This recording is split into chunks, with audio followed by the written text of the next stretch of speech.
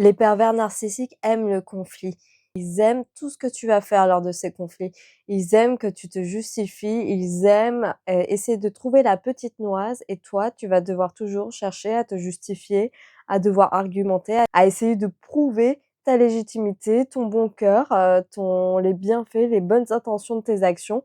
Alors que eux, leur intention, ce n'est pas de mettre les faits sur la table, ce n'est pas de rétablir la vérité, ce n'est pas de rétablir la relation, une bonne communication. Non, non, non.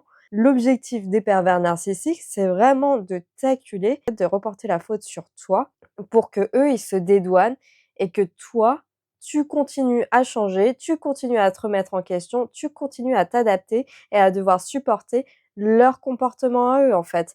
Leur mauvaise foi, leur, harcèlement et le côté un petit peu ils vont considérer leur victime, leur proie comme une poubelle émotionnelle, en fait et ils ont besoin de quelqu'un pour se décharger et ils adorent ces conflits parce que ça va être l'occasion pour eux d'obtenir toute ton attention, en fait. Tu vas voir le temps que tu accordes pour essayer de rétablir la vérité et cetera. Toi, c'est du temps, en fait et de l'énergie que tu leur accordes et ils adorent ça, en fait. Ils adorent ça, ça les nourrit et ça leur permet de se sentir mieux, en fait, de gagner en énergie, de monter en énergie.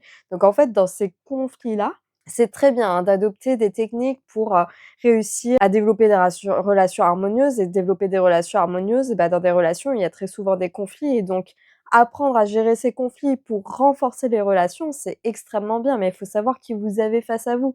Est-ce que, l'autre personne, quand vous essayez de rétablir le dialogue, quand vous essayez de rétablir la vérité, il va, chercher à aller dans le même sens que vous pour reconstruire la relation? Ou alors est-ce que ça va être, un moment pour le pervers narcissique ou votre interlocuteur pour en profiter pour avoir l'ascendant sur vous? Parce que le pervers narcissique ne souhaite pas rétablir la relation. Son objectif principal, c'est que vous, bah, vous vous justifiez et que vous vous sentiez aussi pas très bien parce que quand, vous vous sentez pas très bien, en fait, c'est comme si d'un point de vue émotionnel, hop, vous redescendez d'un niveau et donc à ce moment-là, vous êtes plus à même d'être dans ces situations où vous êtes plus en recherche d'affection et d'amour et on va le rechercher auprès de qui? Auprès des personnes qui sont proches, auprès des personnes avec lesquelles on peut un peu plus, communiquer en profondeur et si le pervers narcissique est cette personne-là, ouh là là!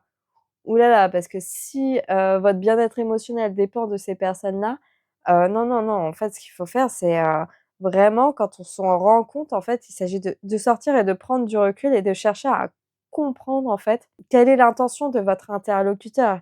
Qu'est-ce qu'il a mis sur la table pour essayer de lors de ces conflits, de rétablir la relation? Est-ce que vous êtes le seul à devoir vous justifier? Est-ce que vous êtes le seul à devoir rappeler les faits? Ou alors est-ce qu'il y a les 2 parties qui essayent chacun de leur côté d'avancer ensemble pour reconstruire quelque chose de positif. Et si c'est toujours à vous de vous adapter, ça peut arriver, on peut malheureusement tomber dans des situations comme ça où, voilà, c'est un peu, ce mouton noir qui essaie de se justifier, qui essaie de, bah, voilà, de parler avec son cœur, avec ses émotions, de faire appel à cette communication non violente en disant: «Bah, ça m'a blessé, ça m'a touché quand il y a eu ça».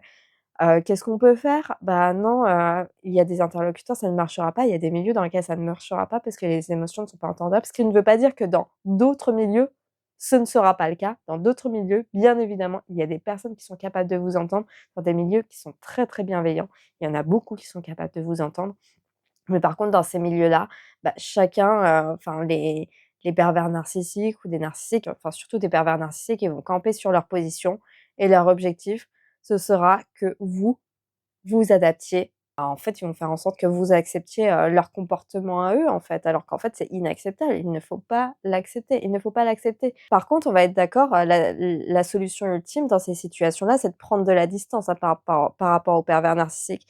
Mais dans la réalité, bah, c'est pas, toujours évident, parfois il faut mettre en place, un plan d'action, un plan de préparation pour pouvoir s'en sortir et s'échapper.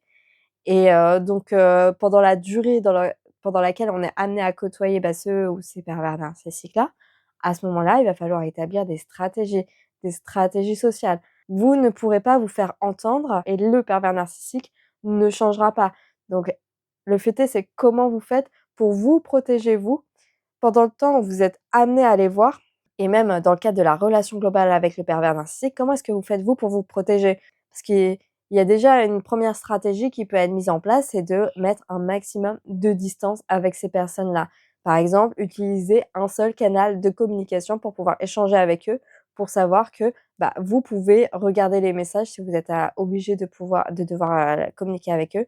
C'est vous qui décidez le tempo, c'est vous qui décidez quand est-ce que vous allez lire les messages et vous pourrez décider de les regarder quand vous êtes bien, quand vous êtes plus apaisé, plus calme et ce sera pas selon le rythme du pervers narcissique. Non, c'est vous qui décidez, en fait. Ça, c'est une première stratégie que vous pouvez mettre en place et la deuxième, qui est extrêmement importante, c'est, quand on ne peut pas, couper les ponts définitivement et tout de suite, l'idée, c'est de mettre en place déjà une première distance, en fait. Une première distance, d'essayer de réduire au maximum les contacts avec les pervers narcissiques pour, se protéger et pour retrouver son énergie et pour se sentir bien, en fait. Parce que mine de rien, on s'en rend pas compte, ça a un impact vraiment sur le niveau d'énergie et donc la troisième stratégie que je peux vous proposer pour pouvoir rebooster votre niveau d'énergie, c'est de mettre en place, des petites techniques, des choses qui vous font du bien pour regagner en énergie très rapidement. Ça peut être du sport, ça peut être une bonne marche, quand en plus là, c'est l'hiver, il fait bien froid dehors, donc ça revigore vraiment. Ça peut être de prendre une douche froide, ça aussi, c'est très efficace, ça calme direct. En plus, ça prend 5 minutes. Bon, on peut pas le faire partout, hein, parce que quand on est à l'extérieur, c'est pas évident, mais quand ça arrive et que c'est en intérieur, hop, une petite douche froide et c'est bon, ça va beaucoup mieux tout de suite, en fait. Et comme ça va vous permettre de regagner en énergie et en sérénité et de prendre de la distance par rapport à ces messages-là où en fait, le pervers narcissique, ce qu'il cherche à faire, c'est qu'il cherche à se nourrir chez vous. Ben non et avec toutes ces techniques-là, en fait, pour regagner en énergie et l'emprise, elle est beaucoup moins forte, elle devient de moins en moins forte. Plus vous gagnez en énergie, plus vous prenez soin de votre corps, plus vous prenez soin de vous établissez une distance avec les pervers narcissiques et mieux vous vous sentez et surtout une phase qui est extrêmement importante, ça va être cette phase de prise de recul par rapport à la situation. Parce qu'en fait, dans ces situations-là, dans ces situations de conflit où on se sent acculé par les reproches et cetera, les émotions, elles peuvent devenir beaucoup, beaucoup plus fortes et ça peut être plus difficile de prendre un recul qui soit, neutre et vraiment purement observateur pour évaluer la situation. Donc l'idée, c'est de s'extraire le plus rapidement de ces conflits-là et après c'est totalement normal que, si, parfois il y a des situations, bah, on peut s'énerver, on peut être acculé, on peut être voilà, on peut avoir des émotions qui sont fortes, mais l'idée, c'est que c'est ce que le pervers narcissique recherche et ce qu'il va toujours faire, c'est que, bah, si vous vous énervez, il va vous dire: «Ah bah, tu es trop sensible. Ah bah, tu as un problème. Oh bah, tu» enfin tu vois, ton comportement montre que, bah, il est pas adapté par rapport à la norme sociétale, il est pas adapté par rapport à X ou Y, par rapport à la situation. C'est pas comme ça que les gens, ils se comportent d'habitude et donc il va essayer de vous faire culpabiliser et de faire en sorte que, bah, du coup, vous changez votre comportement, que vous fassiez à nouveau des concessions pour que lui, il puisse continuer son jeu. Donc non, on sort de ce jeu avec le pervers narcissique, on s'éloigne, on prend de la distance, idéalement on coupe les ponts. Plus on s'éloigne et plus l'emprise que le pervers narcissique peut avoir peut, diminuer en fait, elle devient de plus en plus faible et vous reprenez votre pouvoir de décision, vous retrouvez votre énergie, on fait un petit peu de sport, on fait un petit peu ce qu'on peut faire, hein.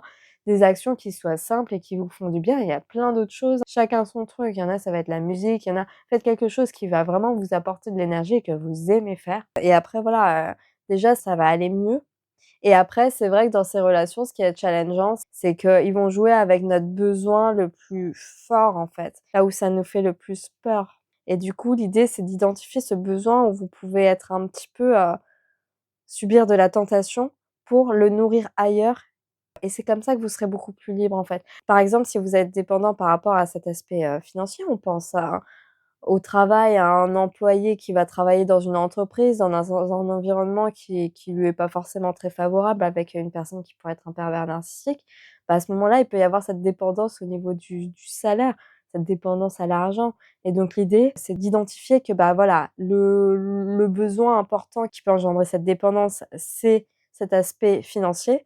Donc comment est-ce que je peux construire mon indépendance financière pour pouvoir m'extraire de ces milieux-là et pour pouvoir, être libre, en fait. Être libre de travailler avec qui l'on souhaite, être libre de pouvoir ne plus travailler, mettre de côté, ceux avec qui on n'a plus envie de travailler, ceux qui nous apportent pas du bien et puis se concentrer sur les choses qu'on peut apporter à la société, sur ce qu'on a envie de faire et sur ce qu'on aime, en fait et pour construire des relations qui soient harmonieuses, en fait. Donc le pervers narcissique, il va aimer le conflit. C'est vraiment ce qu'il va aimer, et ça lui fait du bien.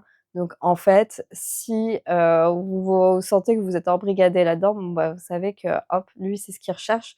Donc en fait, une solution aussi, c'est de dire: «Bon bah, si vous répondez plus tard, si vous avez utilisé qu'un seul canal de communication, à ce moment-là, les conflits peuvent plus autant perdurer parce que c'est vous qui décidez aussi du tempo, c'est plus lui qui décide du tempo. Vous aussi, vous avez le pouvoir de choisir au niveau du tempo, de la temporalité, de quand est-ce que vous avez répondu. Le plus challengeant, c'est quand on est, face à face, en fait. Quand on est face à face, c'est qu'il y a ces difficultés à s'extraire. Mais, sincèrement, apprenez à vous extraire, quitte à paraître un petit peu, méchant, quitte à paraître un petit peu, malpoli, mais quitte à trouver, des bonnes excuses sociales pour pouvoir s'extraire de ces situations-là. Oui, vous avez besoin d'aller aux toilettes, même si vous en avez pas besoin, mais ça casse le rythme, en fait. Ça casse le rythme. Et oui, vous avez besoin d'aller à la salle de bain, oui, vous avez un collègue qui vous a demandé quelque chose, vous y allez. Oui, vous avez peu importe ce que c'est, mais vous cassez le rythme de la conversation pour vous libérer de cet ascendant-là, en fait, dont on ne souhaite plus, hein, dont on ne veut plus, en fait.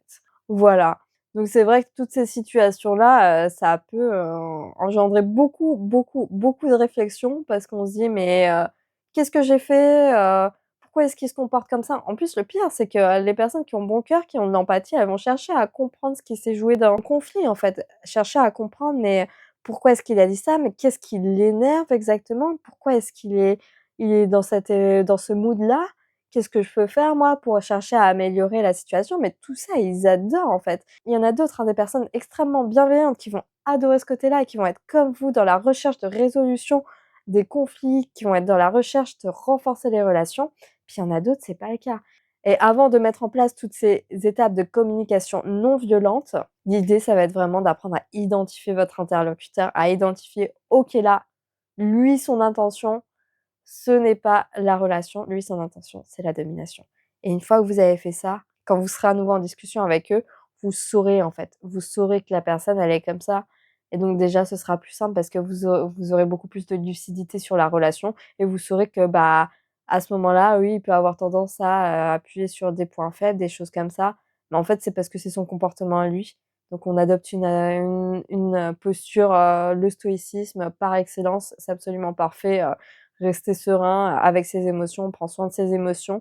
On regarde aussi un petit peu ces notions de points sur lesquels il a pu appuyer parce qu'il y en a, elles sont pas du tout importants, mais il y en a d'autres, ce sont des vraies zones chez nous qui sont peut-être à travailler et sont des zones en fait, pas nécessairement qui doivent être travaillées, mais peut-être que ce il y a des points d'évolution. On peut évoluer et s'améliorer et changer pour devenir la meilleure version de nous-mêmes, pour progresser, pour se diriger vers la vie qu'on a envie de mener et pour, devenir, toujours plus, la meilleure version de soi et devenir toujours de plus en plus compétent, en fait. Et ça, c'est quelque chose qui peut être vraiment un petit peu délicat à voir, mais c'est vrai que le pervers narcissique va vraiment, révéler en fait les failles chez son interlocuteur.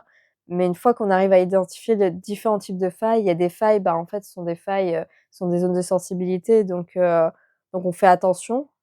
Des personnes extrêmement bienveillantes n'appuieront pas sur ces failles, elles en prendront soin. Et puis il y en a d'autres, des failles, bah, en fait, ce sont des axes d'évolution. Ce sont des axes, bah, par exemple au travail, sur votre manière de travailler, ça peut être une manière d'améliorer sa compétence, mais en même temps, ça, c'est à prendre avec des pincettes parce qu'on peut améliorer sa compétence, mais parfois le pervers narcissique, il va tellement axer sur des détails qu'il faut prendre le recul de savoir est-ce que le détail qu'il a mentionné, est-ce que le détail qu'il a mis en valeur sur le dossier sur lequel j'étais en train de travailler là, est-ce que ça vaut le coup que moi je m'améliore? Est-ce que ça aura un impact pour l'entreprise? Est-ce que ça en aura un impact pour le dossier et pour la compréhension du dossier? Ou alors est-ce que c'était pas forcément, nécessaire? Et parfois il y a des axes où oui, ça peut être, un point positif de s'améliorer, se développer sur cet axe-là et parfois, pas nécessairement. Donc en fait, le pervers narcissique, tout challenge, ça va être, de savoir, bah, il va appuyer sur des points faibles, bah, voilà, on prend de la distance et puis on essaye d'évaluer au maximum, bah, ses points faibles, sincèrement, ça apportera pas plus dans ma vie si je le travaille, mais par contre, il y en a d'autres, bah, ça peut me permettre de progresser et d'évoluer. Donc vraiment, être en contact avec un pervers narcissique, ça permet vraiment d'en apprendre sur soi, de progresser. Par contre, il faut vraiment faire attention par rapport à la valeur et l'estime de soi, par rapport à l'image qu'on se fait de nous-mêmes, parce qu'ils ont tellement cette tendance à dévaloriser que parfois on peut se dire: «Mais, j'ai l'impression que je vaux pas grand-chose en fait. Qu'est-ce que j'ai à apporter?» On peut avoir le sentiment d'être complètement nul, alors qu'en fait c'est ce qu'il veut que vous ressentiez parce que si vous êtes complètement nul, bah, vous allez pas voir ailleurs parce que vous vous direz: «Bah, qui voudra de moi?» Et c'est pour ça, vous allez rester auprès de personnes, voilà. Non, non, non. L'idée, c'est d'apprendre à voir cette valeur-là et d'apprendre à voir qu'il y en a d'autres qui peuvent l'apprécier et que vous allez pouvoir avoir des relations qui soient gagnantes-gagnantes, où les 2 parties vont gagner et vous serez beaucoup plus épanouis. Ça, c'est quelque chose que le pervers narcissique ne souhaite pas parce qu'il ne veut pas que vous le quittiez. Il ne veut pas que vous le quittiez et les conflits, c'est un moyen de se réassurer en voyant qu'à chaque fois, vous répondez, à chaque fois, vous essayez de faire des efforts pour améliorer la relation, à chaque fois, vous essayez de voilà, vous faites des choses, vous mettez des choses en place, vous cherchez à améliorer la relation, à rétablir, la situation d'avant et lui, il adore ça parce que ça lui permet de sentir que, ah, vous êtes encore un petit peu, dans cette relation avec le pervers narcissique.